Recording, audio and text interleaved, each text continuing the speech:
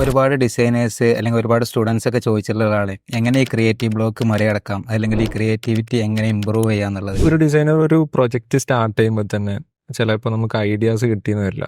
എന്താണ് ചെയ്യേണ്ടത്, എവിടെ നിന്നാണ് സ്റ്റാർട്ട് ചെയ്യേണ്ടത്, ഈ കാര്യങ്ങളൊക്കെ നമ്മളിങ്ങനെ സ്റ്റക്കായി നിൽക്കുന്ന ഒരു സിറ്റുവേഷൻ ഉണ്ട്. ഈ ഒരു സിറ്റുവേഷൻ നമുക്ക് ഓവർകം ചെയ്യാൻ പറ്റുന്നതാണ്. ഇപ്പോൾ ഒരുപാട് പ്ലാറ്റ്ഫോമുകളുണ്ട്, ഈ ബിഹാൻസ്, പിൻട്രസ്റ്റ്, സേവ് എന്നൊക്കെ പറഞ്ഞിട്ടുള്ള നമ്മൾ യൂസ് ചെയ്യുന്ന ഇൻസ്റ്റാഗ്രാം തന്നെ ഒരു വലിയൊരു ഇൻസ്പിറേഷൻ പ്ലാറ്റ്ഫോമാണ്. ഒരുപാട് ഐഡിയാസ് ഒക്കെ അതിൽ നിന്ന് നമുക്ക് കിട്ടുന്നതാണ്. അതുപോലെ തന്നെ നമ്മൾ പുറത്തിറങ്ങുന്ന സമയത്തും നമുക്ക് ഒരുപാട് ഡിസൈൻസുകൾ കാണാൻ പറ്റും. ഇപ്പോൾ ജസ്റ്റ് ഒന്ന് നമ്മൾ ഔട്ട് സൈഡിലേക്ക് ഇറങ്ങി കഴിഞ്ഞാൽ തന്നെ ഒരുപാട് ബിൽ ബോർഡ്സുകൾ, ഡിസൈൻസുകളൊക്കെ നമുക്ക് കാണാൻ പറ്റും.